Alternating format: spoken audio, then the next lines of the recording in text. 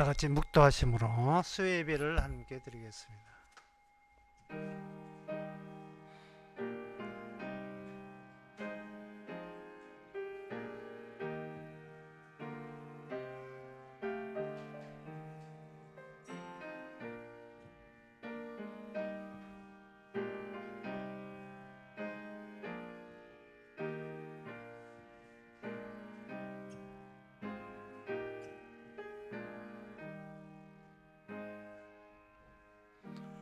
사람의 걸음은 여호와께로서 말미암나니 사람이 어찌 자기의 길을 알 수 있으랴. 하나님, 우리의 길을 우리가 안다고 생각하지 말고 주님께 일임되어 있음을 잊지 말게 하옵소서. 주께서 조성하는 대로 이끄는 대로 우리는 따라갈 뿐이라 하는 그런 마음을 가지고 평안하게 주와 함께 동행하는 저희들 되게 하옵소서. 예수님 이름으로 기도합나이다. 아멘. 찬송가 305장 합시다.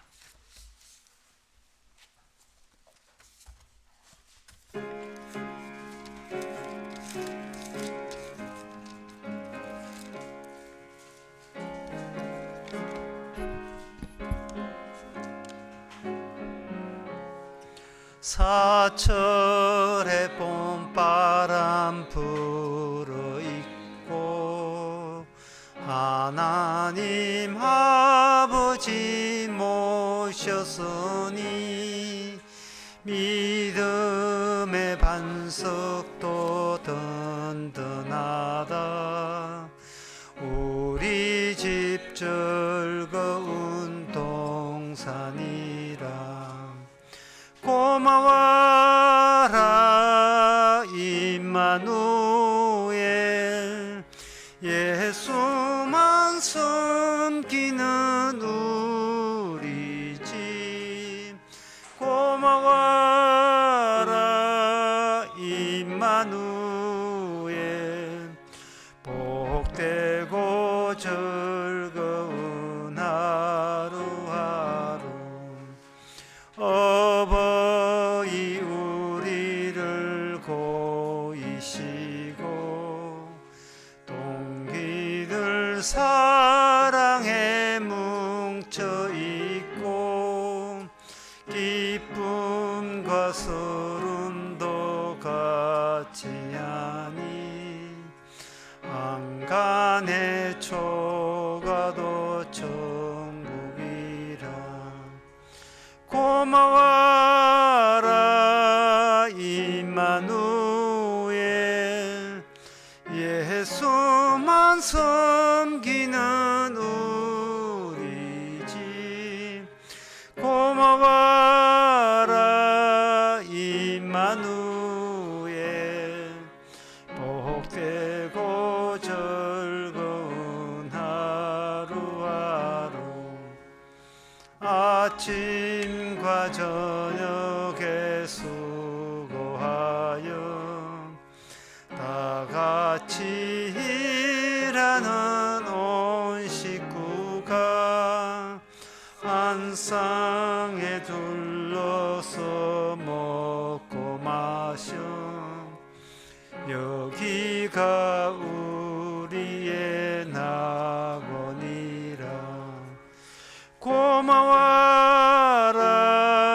임마누엘, 예수만 섬기는 우리 집. 고마워라 임마누엘, 복되고 즐거운 하루하루. 이 시간 우리 한 마음으로 기도합시다. 기도 제목은 우리의 씨름은 혈과 육이 아니고 영적 싸움입니다. 사람을 상대로 싸운다든지 이긴다든지 졌다든지 패배했다든지 또는 너를 꺾었다는 것은 주님 앞에 아무 의미가 없는 쓸데없는 생각입니다. 우리가 정작 싸워야 될 것은 악마의 주장은 무엇이며 주님의 이끄심은 무엇인가, 그 차이를 아는 것, 이걸 위해서 다 같이 기도합시다.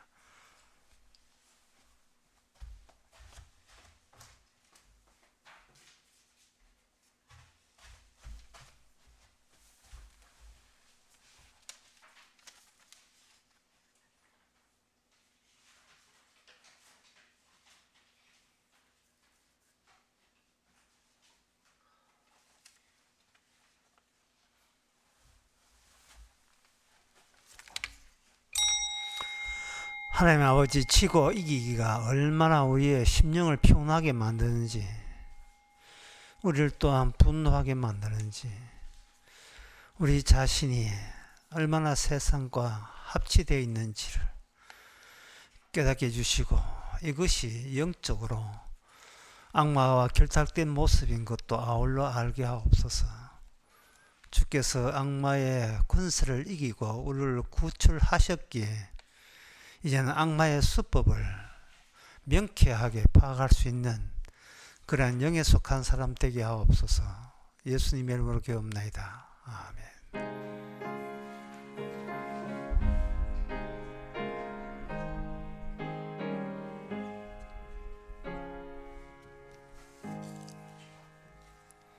하나님의 말씀은 열왕기상 19장 1절에서 8절까지입니다. 아합이 엘리야의 무릇 행한 일과 그가 어떻게 모든 선지자를 칼로 죽인 것을 이세벨에게 고하니, 이세벨이 사자를 엘리야에게 보내어 이르되, 내가 내일 이맘때에는 정녕 내 생명으로 저 사람들 중 한 사람의 생명 갖게 하리라. 아니하면 신들이 내게 벌 위에 벌을 내림이 마땅하니라 한지라.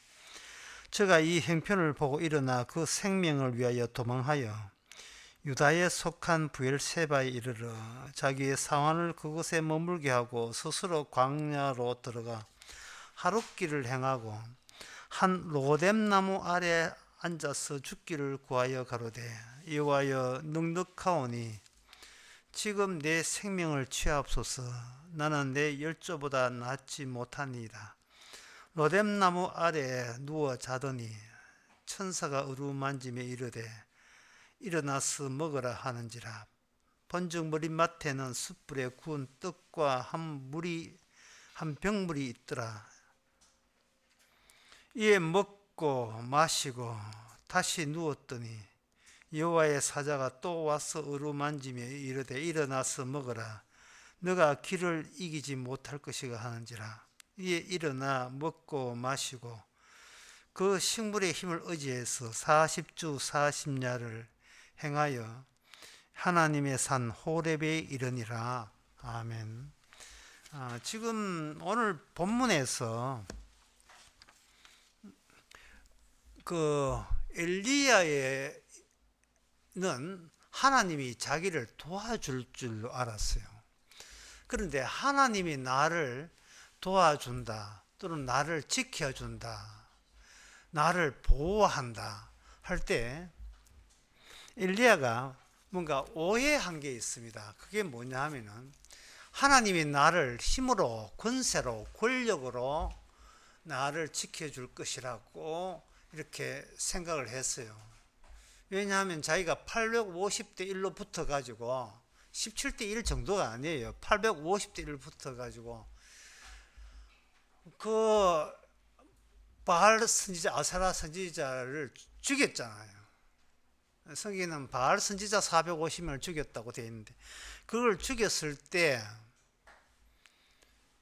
이제는 정말 하나님이 이 세상 못지않은 권세와 권력을 이제는 나에게 부여했다고 엘리야는 그렇게 생각했었습니다.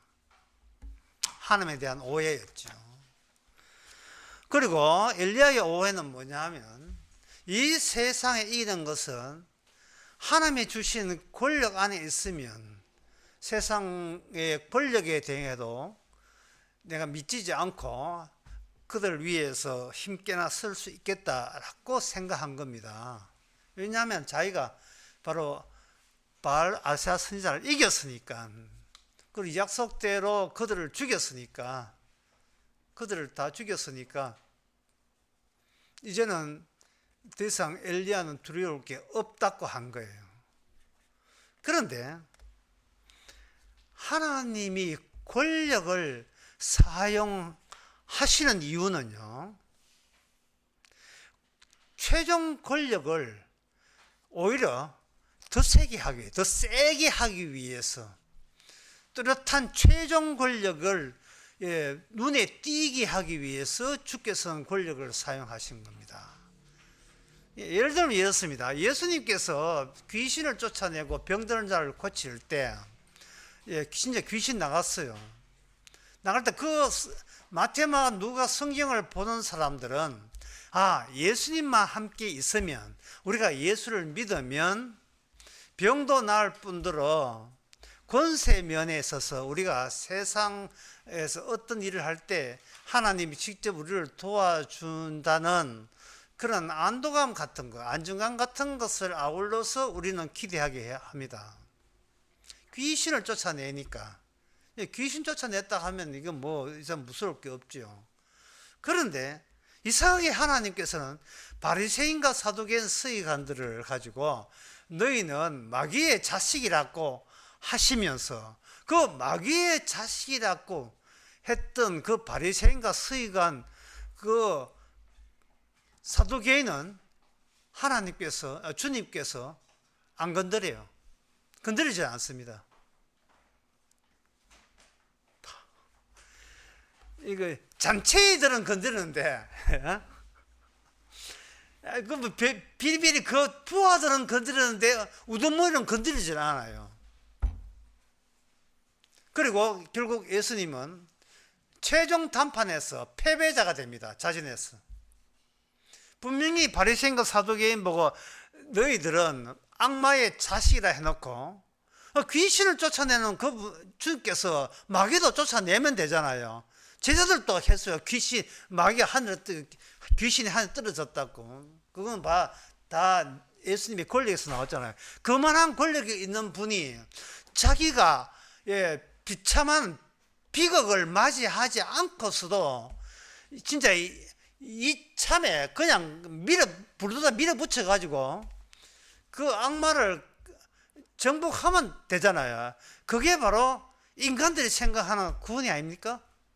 역시 하나님은 초장부터 밀어붙여야지만 끝까지 악마를 정복해버리는구나. 역시 우리 예수님은 최고야. 왜 이런 방법을 왜 사용 안 하죠? 성경을 그렇게 많이 보고 교회를 오래 다녀도 왜 예수님이 패배하는 모습으로 예수님의 생애를 마감을 끝내느냐 하는 거예요. 그 이유가 뭐냐는 겁니다. 그것은 이미 인간이 권력의 맛을 봤어요.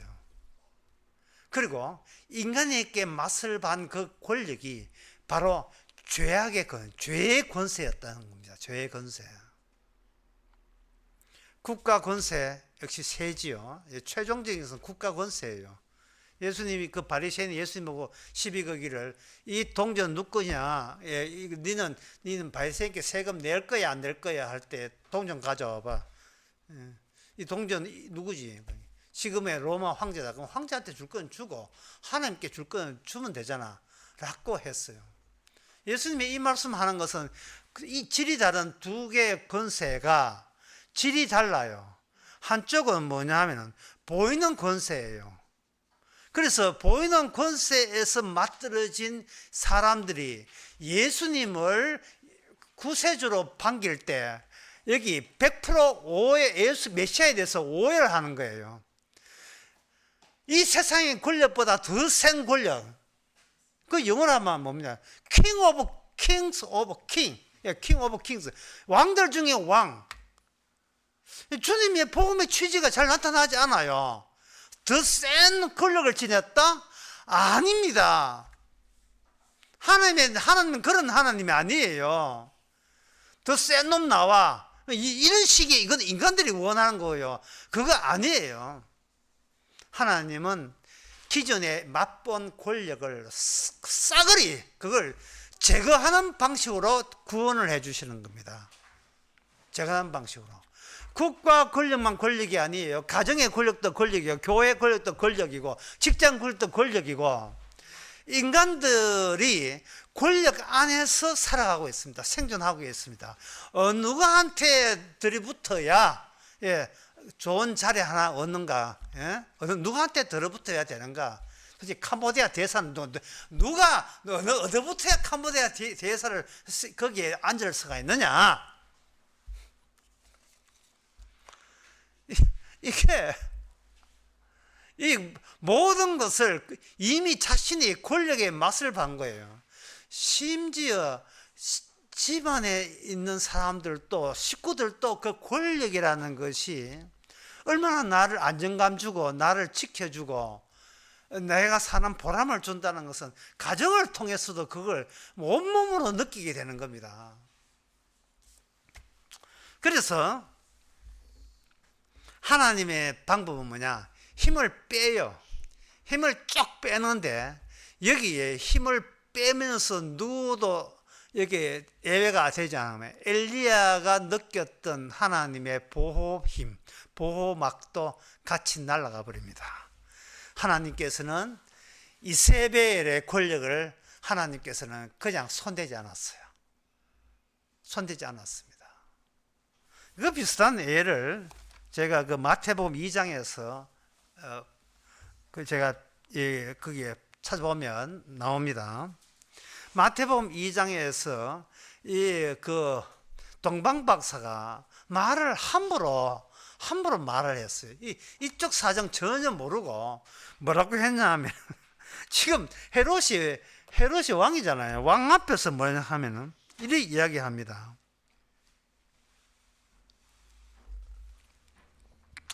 2절에 보면 유대인의 2장 2절에 유대인의 왕으로 나시니가 어디 계시냐? 이 말을 이것도 분위기 봐서 이야기를 해야지요. 지금 유대인의 왕 앞에서 유대인의 왕으로 나시니가 어디냐?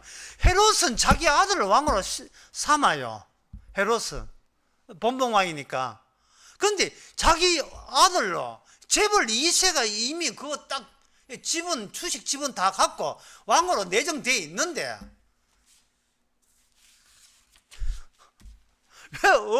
왜 내가 지정한 내 아들이 왕 되기를, 근데 나이가 그때 많았거든요. 그 헤롯 왕이 있는데 왜 엉뚱한 외부에서 왕으로 이 나라의 권력을 노리는 왕이 등장했냐 이 말이죠. 그럼 어떻게 했어요? 헤롯 왕은 가만히 있습니까? 자기 아들께 물려주는데요. 킬라 고용해가지고 무창 마을에 보내야 될 거 아닙니까? 부셈이 유치원 선생님 죽여야 돼. 드라마에 나온 내용 같으면.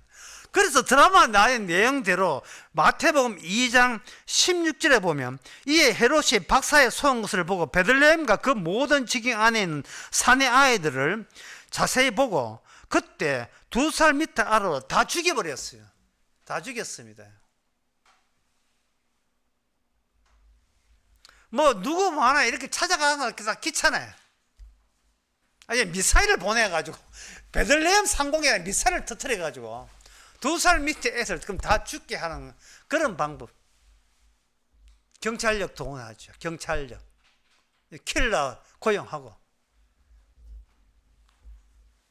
한 사람 찾는데 1억씩 준다 하고 그냥 맺고 찾아가서 죽이는 거예요. 이게 세상입니다. 예? 거기에 대해서 뭐 사람들이 울고 불고 뭐 안타까워해요. 섭섭해해요. 그렇게 섭섭하자고 니도 권력이라고 하잖아요. 권력. 이 세상은 권력의 세계고 권력 없으면 권력 있는 자에게 잡아먹히는 세계예요. 잡아먹히는 세계. 그러면 거기에 대처하는 권력이 약한 사람의 대처하는 방식은 뭡니까? 작은 권력이라마 이것을 끝까지 쥐려고 애를 쓰겠죠. 작은 권력이지만 국가 권력, 뭐 왕 권력만큼은 안 되지만 그래도 회사 임원이 다 뭐 이 정도, 예, 뭐 그 정도. 그 직장에서 안 쫓겨나려고 뭐 이렇게 비비면서 60일까지는 버티자. 여기까지 뭐 나와서 지금 할 게 없거든요. 잘 원장님한테 잘 비가지고 비비자. 왜? 이게 권력의 맛을 봤거든요. 아무리 예수 좋고 하는 좋지만 맛을 본 권력의 맛보다 더 쌩쌩하게 실감 나는 게 없는 거예요. 엘리야는 도박을 했으며 도박을 해서 전에 갈멜산 그 산에 도박을 했고 거기서 하나님이 나를 지켜준다고 생각한 거예요. 어떻게 지켜주는가? 세상 권력도 대단하지만 아합 권력도 대단하지만 아합 권력보다 더 센 권력이 우리 여호와의 권력이다. 그래서 하나님은 권력으로 인간들의 권력을 완전히 통치하고 짓밟는 식으로 일하신다라고 생각했는데 그 엘리야의 오해였습니다. 여기 오늘 본문에 보면 이세벨의 권력은 오히려 강도가 더 셌어요. 괜히 잠자는 여자 사자의 코트를 건드렸어요. 지난번에 18장 제가 언급했는데 18장에 19절을 거기 보면 그런즉 보내어 온 이스라엘과 이세벨의 상에서 먹는 바알 선지자 450인과 아세라 선지자 400인을 갈멜산에 모아라 했죠. 여기서 이세벨의 상에서 먹는다는 말은 권력이 그 선지자들이 바알 선지자 아세라 선지자들이 권력의 녹을 먹으면서 권력을 지탱하고 유지하는 그 업무를 부여받은 이제 하청업자죠. 하청업자. 그걸로 외주라 합니다. 외주. 왜냐하면 선지자는 각각 그 민중들 속에 백성들 속에 스며들잖아요. 스며들으니까 이세벨의 권력을 분배받았어. 일반 대중들 속에서 이 권력이 안정적으로 모아줘야 우리가 밥이나 먹고 잘 산다는 것을 선전원으로 이미 부렸던 거예요. 뭐 돈 줄 때는 뭐 그냥 공짜로 준 게 아닙니다. 그런데 여기에 그 패 말고 이쪽 패 말고 18장 4절에 보면 이세벨이 여호와의 선지자를 멸할 때 오베다가 선지자 1년을 가지고 50인석 굴에 숨겼다 이 말이죠. 그러니까 이게 뭐 있는지 모르겠는데 북한의 지하교에 있는 거와 마찬가지예요.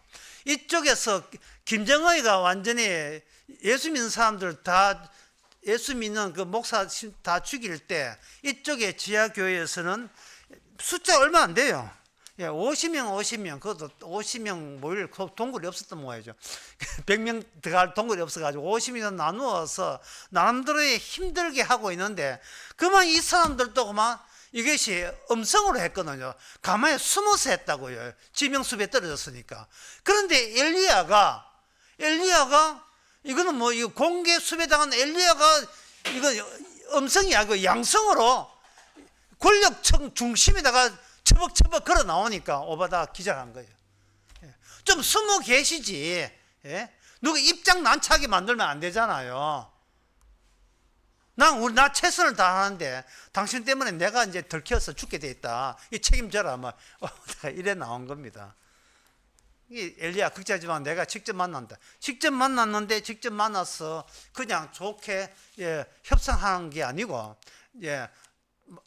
한번 붙자. 누가 센지 붙었는데 엘리야가 하나님의 도움으로 이겼다고 생각한 거예요.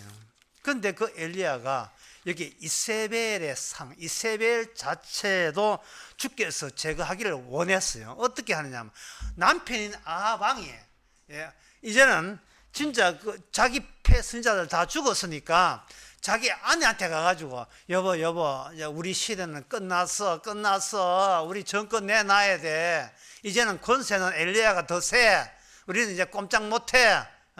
뭐 이런 식으로 빌빌거리면서 자기 아내한테 고자질을 했겠죠.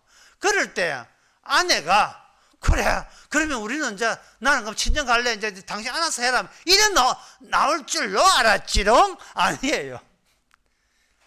괜히 건드렸어. 괜히 건드려 가지고 뭐라 하냐면은 정녕 지금 이세벨을 내가한테 사자를 보내 가지고 엘리야가 이세벨이 엘리야에게 보내가지고 내가 내일 네 목숨 붙어 있으면 내가 믿는 신들에게 내가 벌 받아도 나는 할 말 없다. 나는 내 신에게 벌 받지 않게 해서 네 엘리야 내 가만 두는 거 한번 봐라. 이런 식으로 아주 강력한 의지를 더 냈고 엘리야는 그때부터 도망한지라 되었어요. 도망하여 유다에 속한 브엘셰바로 갔다 이래 됐어요. 그러면 이 엘리야가 갔는 그 장소가 도대체 어디 이렇게 가고 저렇게 갔는데 그 갔는 것을 우리가 지금 그림으로 그려야 되거든요.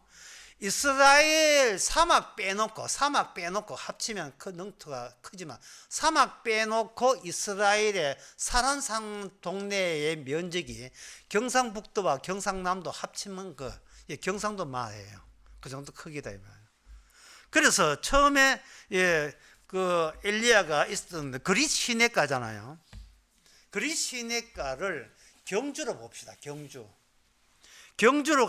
경주고 거기서 그릿 시내가에서 주님의 지시받고 사르밧 과부로 갔거든요. 사르밧 과부가 뭐냐 하면 그 엘리야가 경주에서 출발했다면 사르밧 과부의 그 벡터 거리와 위치는 문경입니다.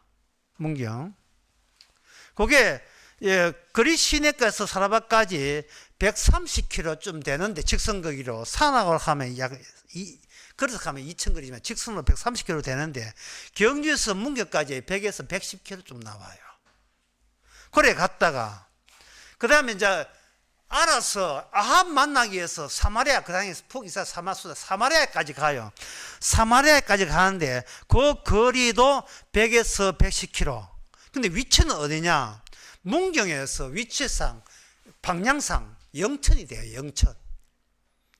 영천까지 되는데 문경에서 영천까지 120에서 130km 좀 됩니다. 얼추 비슷하죠. 그래 가가지고 아합을 만나서 갈멜산으로 가자는 거예요. 갈멜산이 어디쯤 되느냐 위치상 영천에서 구미쯤 되는데 거리가 80에서 90입니다. 그래서 사마리아에서 갈멜산까지 이게 80km예요. 한 2, 3일 가야 될 거리입니다. 그 다음에 갈멜산에서 이기고 난 뒤에 드디어 지명수배 당해가지고 이세벨이 죽인다 소리를 듣고 후닥닥 내일 죽인다 도망해가 그 자리에서 그만 보따리 살 것도 없이 그냥 도망했는데 어디까지 왔냐? 부엘세바까지 왔어요. 부엘세바. 거리가 150에서 160km입니다. 부엘세바가 어디냐 하면은 지금 위치상 현재 경상북도 구미에서 거리를 맞춰보면 경상남도 진주입니다. 거기까지 갔어요. 얼마 급했어. 현재 북이스라엘의 수도가 어디를 했죠? 구미라 했죠. 구미.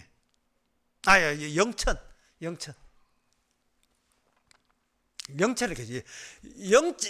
에세벨은 영천에 있는데 그거 영천 피한다고 진주까지 갔어요. 진주에 가서 자기 종하고 같이 하면서 자기 종은 거기에 남겨두고 그 다음에 남겨뒀는데 그때 그래서 이제 진주에서 그러니까 불세에서 죽으려고 했습니다. 죽으려고 했을 때 희한한 일이 생겼어요. 여기서 뭐냐? 천사가 나타났어요. 천사가 나타나가지고 난 이 대목 보면서 참 이상했어요.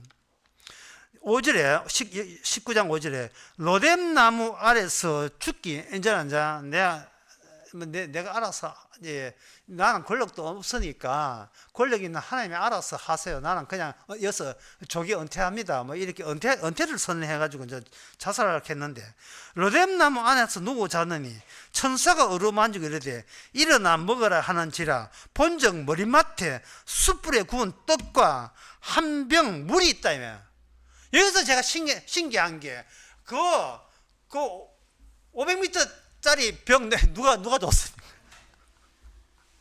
그것도 그리고 거기는 떡도 그냥 떡이 아니고 숯불에 구운 떡이에요. 이거 누가 줬지요?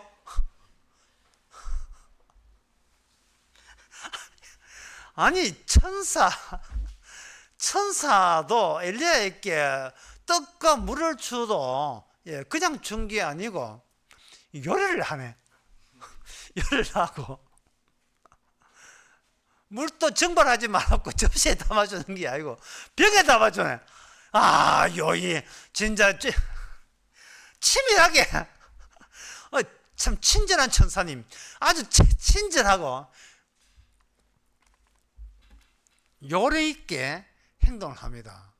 그러니까 이것은 뭐냐 하면은 내가 이렇게 친절을 부렸는데도 네가 내 친절을 모르고 니는 네 무책임하게 자살하려고 죽을 날만 기다리느냐? 힘내 아직 할 일 남았어. 그때에 엘리야가 생각한 게 뭐냐면은 권세 없을 때도 하나님을 일을 했다면 이 권세 없는 원래 인물은 누구였을까를 생각했어요. 이 지상에서 권세가 전혀 없는데도 불구하고 하나님의 일을 했던 진짜 모델 되는 분은 누구냐를 생각한 겁니다. 우리가 이 세상에서 권세의 맛을 보면서 살아가잖아요. 살아가면서 치명적으로 우리 정신적으로 문제가 있는 게 뭐냐 하면은 이 세상에서 내가 저렇게 살았으면 좋겠다는 그 모델, 나의 이상형을 만나는 사람마다 거기다 은근히 기대를 해요. 난 저 사람처럼 되면 괜찮은 사람일까? 아니, 이 사람 될까? 찾고 있다고요. 권력의 맛을 봤기 때문에 나는 정도 힘을 가진 사람 같으면 내가 남은 여생이 얼마나 편할까 생각하는 거예요. 그런데 엘리야는 권세가 없는 상태에서 나는 어떠한 사람이 될 때 내가 선지자로서의 가장 이상적인 모델이 되겠는가? 왔다 장보리 맞다 이거. 그게 뭐냐면 모세 코세프를 한 거예요. 모세 흉내를 내게 된 겁니다. 그래서 부엘세바에서 힘을 내 가지고 어디를 가느냐 하면 40주 40야. 이 40주를 하는 것은 40주간이 아니고 40일 밤낮으로 쉬지 않고 행하여 하나님의 산 호렙에 이르렀다.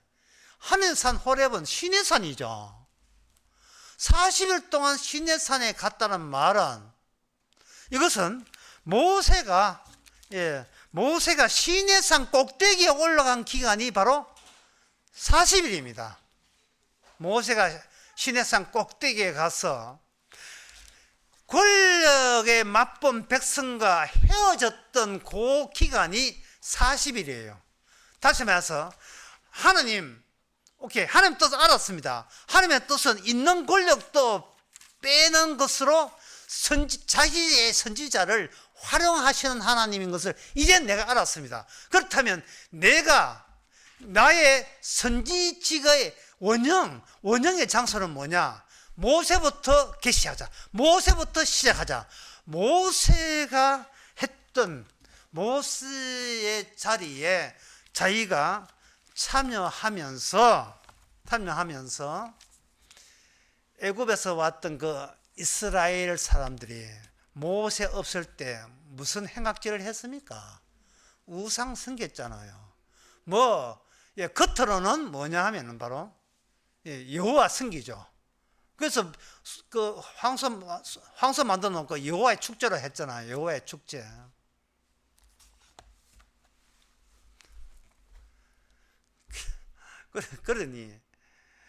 그럴 때 하나님의 선지직은 인간들이 애굽에서 맛봤던 그 권력의 맛을 토대로 해서 그들과 섞이지 않는 모세. 안 섞였지요. 시내산에서 40일 동안 시내산 꼭대기에서 오서 사라져 버리니까. 그 사라진 분이 저 산 밑에 있는 아무것도 모르는, 그냥 애굽의 신, 힘센 황소, 권력을 상징하는 힘센 황소처럼 하나님이 우리를 지켜주시고 그 힘으로 지켜주시고 힘으로 보호해달라는, 자기의 권력 맛에 들어서 자기 지켜주는 신이라면 누구나 믿겠다는 그런 자세를 공격합니다. 무엇으로? 하나님의 계시로, 말씀으로 공격합니다. 그것을 엘리야가 생각한 거예요. 그래서 시내산 꼭대기는 가지 않고 시내산 꼭대기에서 타락한 우상을 섬기는 이스라엘을 공격하는 그쪽 방향을 향하듯이 자기는 하나님의 천사를 만난 부엘세바로부터 공격 방향을 드디어 호렙산까지 가는데, 호렙산 간 거리가 몇 킬로냐 하면은 이게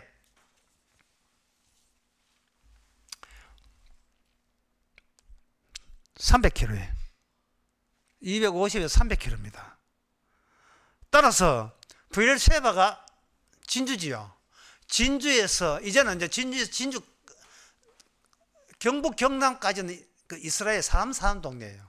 그 밑은 사막 지역이에요. 사막 지역. 쭉 내려가니까 진주에서 350km가 어디냐? 제주도예요. 제주도까지 가버렸어요. 제주도까지. 이게 바로 모세 코세프로입니다. 모세 흉내내기. 하나님의 뜻은 권력이 없는 권력을 없애는 하나님부터 새로 시작해야 된다. 이런 취지에서 하나님께서 죽으려고 하는 나를, 죽은 나를 살려내는 방식으로 또 사용해 주셨다. 따라서 나는 이제는 권력이 없는 상태에서 모세의 제2의 모세 같은 그러한 남은 선지자직을 수행하라는 뜻으로 알겠습니다. 해서 40일 동안 밤낮 달라서 뜻을 알았습니까? 아, 이거다! 알았으니까 호레산, 그 시내산에 갔습니다. 자, 여기서 우리 인간들에게, 우리 권력을 맛을 우리 인간들의 입장에서 뭐를 지키고 싶은 겁니까? 자, 인간들은, 우리 자신은 도대체 뭐를 지키고 싶은 거예요? 권력을 지키고 싶은 거예요. 권력을. 그래서 있는 권력이라도 예수 지키기 위해서 하나님을 찾습니다. 그런데 제가 어릴 때 이런 체험을 했어요. 어떤 체험이냐 하면은, 그때는 제 어릴 때 하는 것은 뭐 중학교 또 국민학교, 중학교 시절, 또 국민학교 시절 그때인데, 집안에 책걸상 있으면 좀 사는 집안이에요. 집안에 책걸상 없습니다. 밥 먹던 알루미늄 접이식 거기에다가 거기다 책 읽고 이렇게 공부하는데, 그때 이렇게 공부하다 보면 뭐 숙제가 보면 집안의 권력자, 제2의 권력자가 들이닥칩니다. 뭐냐 하면은 할머니와 엄마가 와서 방 청소를 해줘요. 방 청소를 하는데, 나는 또 앉아서 이제 공부한다고 또 이렇게 또 추울 때는 방석 깔고 공부하는데, 비켜 이거 한다고요. 비켜. 그러니까 이게 뭐냐 하면은, 이 권력이라 하는 것은, 인간은 권력의 맛을 들었기 때문에 어디를 광택을 내느냐 하면, 그 권력의 표면을 이렇게 갈고 닦아서 그걸 지켜내고 유지하고 키우는데, 인간은 인간의 모든 일상을 거기다가 다 소모합니다. 다 소모해요.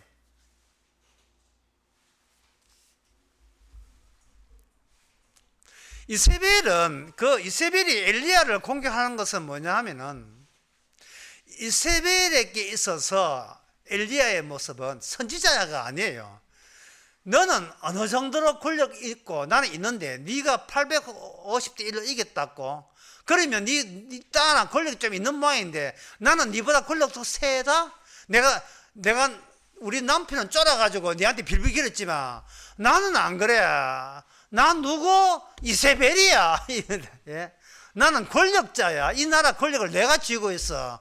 아시라 그 전부 다 850명 내가 갑자기 왜 반말을 합니까? 하여튼 850명을 다 내가 미겨 살려 라는 그렇게 이세벨의 사고방식은 뭐냐면 권력을 갖고 있는 그것이 자신의 본분, 삶의 본분이고 생존의 유일한 생존의 방법이라고 생각한 거예요. 그래서 남을 볼 때 나 이 정도 권력이 있는데 네 어느 정도 권력이 있지? 꼭 가진 권력 가지고 더 권력을 보탤 것이냐 빼앗을 것이냐 그런 인식을 가지고 이 세상 모든 세상에 살아가고 있었던 거예요. 그런데 어릴 때 국민학교 때 공부한다고 하면 할머니가 가서 비켜라는 거예요. 비켜. 이거는 뭘 의미하느냐? 하나님은 그 권력을 뜯어냅니다. 그 권력을 뜯어내요.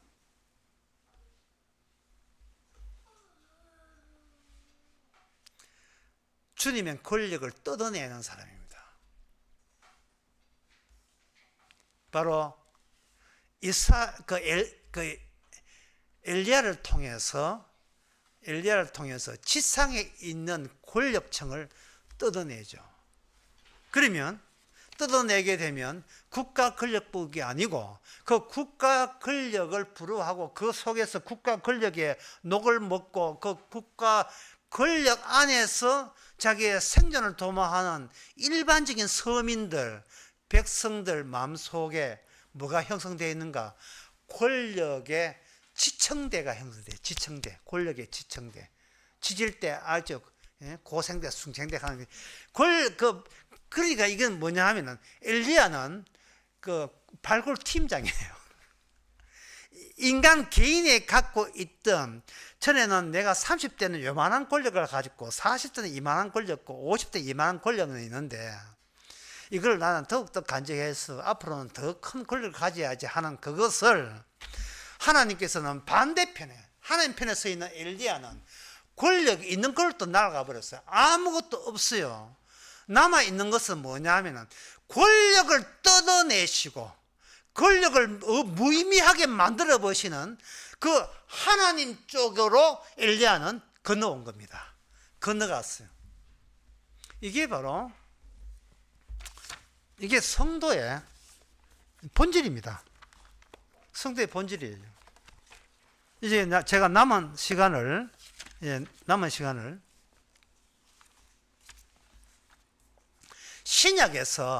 신약에서 권력이 어떻게 뜯겨져 나가는 일을 하나님께서 엘리야처럼 신약 성도들을 사용하는지 그걸 말씀드리겠습니다.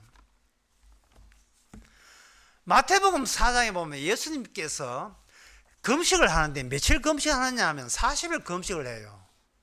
40일 금식하는 것은 모세가 40일 동안 시내산에 올라감으로써 다시 말해서 보이지 않는 세계로 가버린 거예요.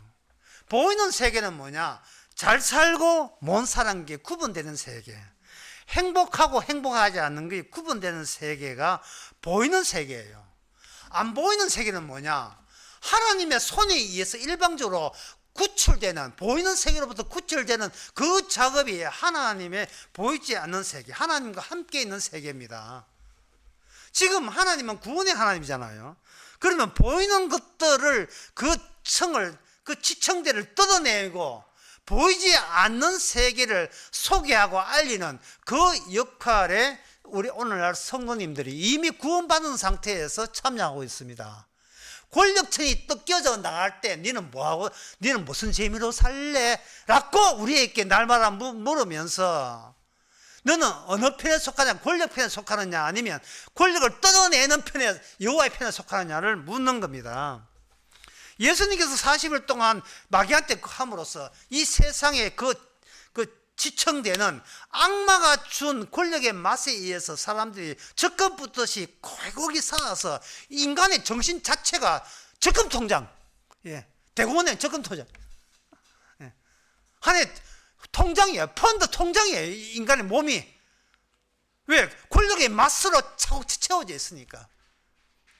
그러니까 우리가 마귀를 이길 수가 없지요. 마귀를 이길 수가 없습니다. 이제 엘리야 같은 경우는 40일 동안 이제 홀랑 다 뺏기고 이제는 빈몸으로 그냥 모세처럼 사용해 주세요 하고 이제 호리산 올라간 거죠. 요한계시록 11장 6절에 보면 오늘날 성도가 얼마나 엘리야적이냐가 나옵니다. 요한계시록 11장 6절에 보면 이래 됐어요. 저희가 권세를 가지고 하늘을 닫아 예언하는 날 동안 비오지 못하게 하고 또 권세를 가지고 물을 변하여 피되게 했다. 예언할 때에 비가 오지 않는 것은 이건 엘리야예요. 그리고 예언할 때에 물이 변하여 피가 되는 것은 이건 뭐냐? 모세입니다. 모세하고 엘리야는 같은 노선에 속한 사람이에요. 같은 그 선배 후배격이죠. 같은 계열에 있는 거죠.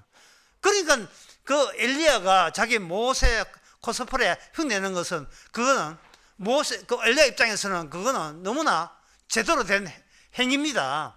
제대로 된 행위거든요.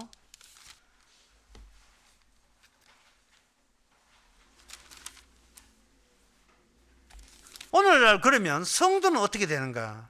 그렇게 점거를 마치고 난 뒤에는 어떻게 되는가? 이것은 또 엘리야적이죠. 850명과 승리하고 난 뒤에 하나님은 엘리야로 하여금 자진해서 죽음에 이를 수밖에 없는 난처한 환경에 처했다는 것을 느끼게 만듭니다. 쉽게 말해서 이렇습니다. 보통 여러분 병이 나면 뭘 먹습니까? 약을 먹지요. 엘리야는 병 나고 난 뒤에 나중에 처방하는 약이 아니라 엘리야 자체가 먼저 먹는 약입니다.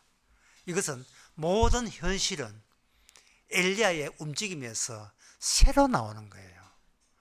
성경은 우리 현실을 이해하는 책이 아니고 성경은 이 현실 말고 다른 현실이 성경에서 새록 거기서 뽑혀져 구성되어 나오는 겁니다.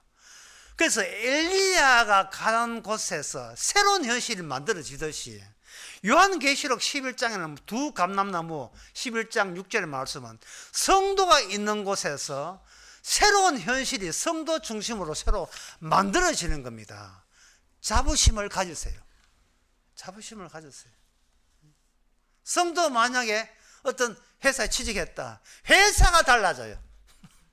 회사가 권력적이 아니고 이런 눈에 보이는 그까짓 것, 잘 살고 못 살고 행복하고 불행한 것, 이거는 파멸의 세계고 다른 세계가 있음이라는 새로운 현실성을 진짜 절실하게 느끼는 실감나는 현실을 성도를 살려서 그 자리에 보내게 되면 성도는 그 시대의 엘리야 선지자요, 주와 함께 동행하는 하나님의 정인으로서 주가 만들어가는 현실 속에 참여자가 되는 그러한 보이지 않는 세계, 구원의 세계의 영광을 누리게 되는 겁니다. 기도하겠습니다. 하나님 아버지, 저희들 어디에 맞들었는지 정말 그동안 내가 한 것에 대해서, 권력을 가진 것에 대해서 자부심을 가지는 것이 얼마나 악마적인지 마귀적인 것을 깨닫게 해주시고, 그럼에도 불구하고 그 권력을 깨뜨려서 권력 없는 자와 되는 자유를 누리게 하신 주님께 새롭게 주님을 이해하는, 현실을 이해하는 성도 되게 하옵소서. 예수님의 이름으로 기도합나이다. 아멘. 찬송가 290장 합시다.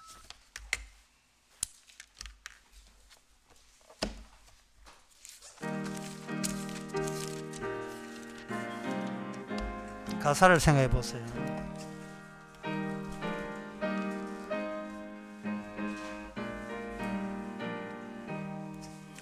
괴로운 인생길 가는 몸이 평안히 쉴 곳 아주 없네.